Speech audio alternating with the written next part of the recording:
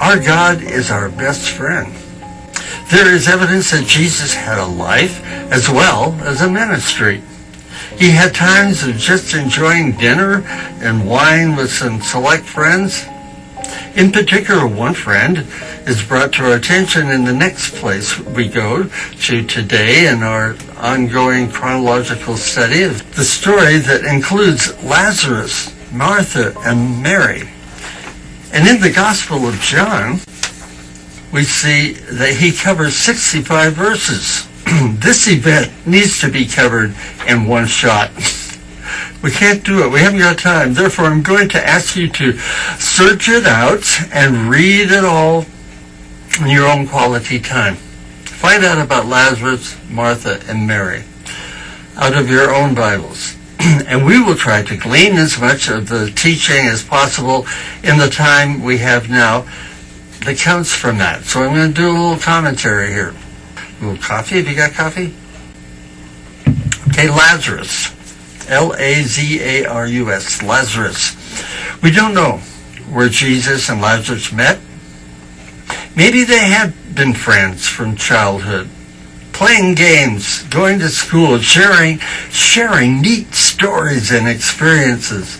But one thing is clear. Lazarus is set apart as one who Jesus had drawn close to in his life. Lazarus also had two sisters, and John writes in John 11:5, "Now Jesus loved Martha and her sister Mary and Lazarus." Jesus loved them equally, and God had a clear purpose for each of their lives. We also know of the special relationship Jesus had with John, the writer of this gospel. In John 13:23, when writing about the Lord's Supper, John refers to himself in this way: "One of them, the disciple whom Jesus loved," he sticks it in there, "was reclining next to him." We see in the painting, reclining next to him, some with him just leaning on the breast of Jesus, on his chest. If we can imagine being that special friend that Jesus loved, wow, then we can begin to realize that personal relationship we also have with Jesus. We have it. He says, "Come on, recline next to me." We can feel his touch and love in our lives, and should covet his presence by just being with him through continual prayer. Today's New International Version, Psalm 29, a psalm now in the Old Testament, 27:4. It says, "One thing I ask from the Lord, this only do I seek, that I may dwell in the house of the Lord all the days of my life, to gaze on the beauty of the Lord and seek him in this temple," in his temple. Oh, David loved God. As we start to glean teaching from the story of Lazarus and his sisters, we recall, now this is all getting to be a very interesting story. The sisters were also very upset when Jesus appeared to be late to save their brother's life. Now you probably recall that somehow, but this is so important. But now we know that the reason Jesus waited so long was to give time to the Father to be glorified. It appears that the Jewish rabbis believed that after you were in your tomb for 3 days, the Spirit would wander about in the tomb. Maybe they still believe that, I don't know. It would be seeking an opportunity to return to the body. The Spirit is looking to return to the body. This is a good one for a Halloween, a Halloween story. These 3 days were also called days of weeping. 3 days of weeping.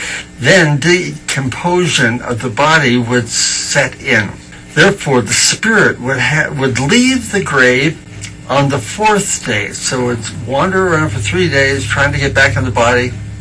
The decomposition of the body would begin to happen. Then the Spirit would leave on the 4th day. So the people all knew at the 4th day the Spirit was gone.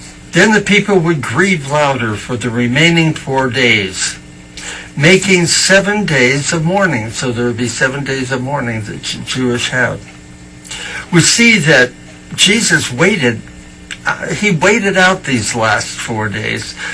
That's why he was late and he didn't show up. He waited them out. On his arrival, Jesus found that Lazarus had already been in the tomb for 4 days. This is what the scripture says. So this is a confirmation of what I just said. On his arrival, Jesus found that Lazarus had already been in the tomb for 4 days. In order to give the most emphasis for God's glory, the Jews had to see something that was very contrary to their beliefs.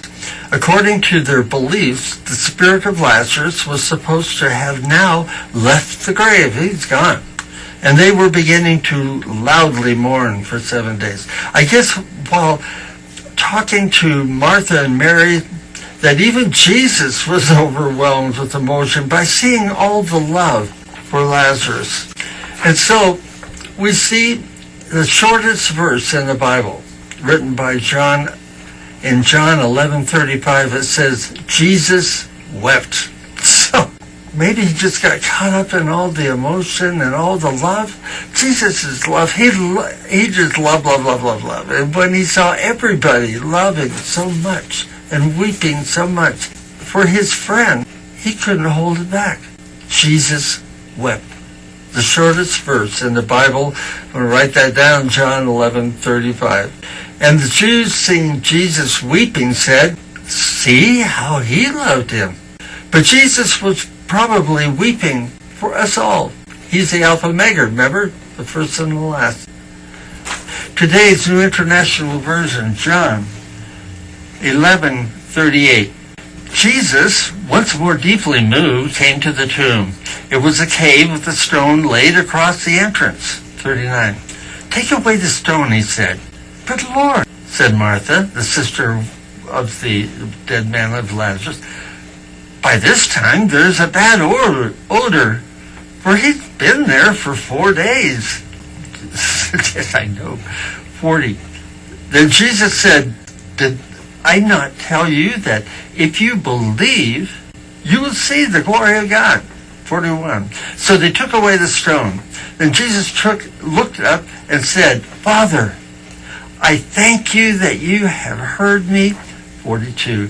I knew that you always hear me, but I said this for the benefit of the people standing here, that they may believe that you sent me. Signs and wonders Jesus has to do. 43. When he had said this, Jesus called in a loud voice, Lazarus, come out. 44. The dead man came out, his hands and feet wrapped with strips of linen and a cloth around his face. Jesus said to them, take off the grave clothes and let him go. He was alive. Well, whatever happened to Lazarus? Do you know? Whatever happened to him? Have you noticed the scriptures talking about him again? You Bible people? Does Jesus see him again? Where? And when? These are good questions. Right, Angel? What's that, Pastor Jay? Did the people see him? And if they saw him again, where and when? Tell us more, Pastor Jay. Are you sure? You're not too sure. I think I know. Well, I'll continue on. Okay. You always make reading the Bible a lot of fun. So here, that's the reason we're doing this. Okay. Yes. In this next chapter, John doesn't lose any time in telling us what finally happened to Lazarus. Okay? He's just going to follow through immediately. And he's going to tell us. However, chronologically, this happened just days before the crucifixion of Jesus. Okay? Today's New International Version, John 12:1. It says, 6 days before the Passover, Jesus came to Bethany, where Lazarus lived. So this is later, where Lazarus lived. So he was living there, whom Jesus has raised from the dead. 2. Here, a dinner was given in Jesus' honor. Martha served, while Lazarus was among those reclining at the table with him. 3.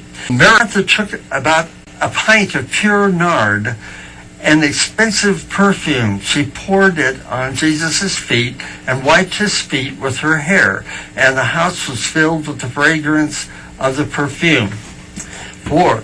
But one of the disciples, Judas Iscariot, who was later to betray him, objected. So you remember the story now. Now you know it was Mary, the sister of Martha, and it was at Lazarus' house, and Lazarus was there. This was after Lazarus came back to life. 5. Judas Iscariot is saying, why wasn't this perfume sold and the money given to the poor? It was worth a year's wages. 6. He did not say this because he cared about the poor, but because he was a thief. As keeper of the money bag, he was the keeper of the money bag. He used to help himself to what was put into it. It's easy to do. 7. Leave her alone, Jesus replied. It was intended that she should save this perfume for the day of my burial. 8. You will always have the poor among you, but you will not always have me. 9. Meanwhile, a large crowd of Jews found out that Jesus was there and came, not only because of him, but also to see Lazarus, whom he had raised from the dead. 10. So the chief priests made plans to kill Lazarus as well. So they're going to get rid of him too. He's a danger. The Jews will start following him. 11. For on account of him, many of the Jews were going over to Jesus and putting their faith in him. In movies out of Hollywood, or even in church, we rarely see this part of the story. Love, eternal love, it's heaven when you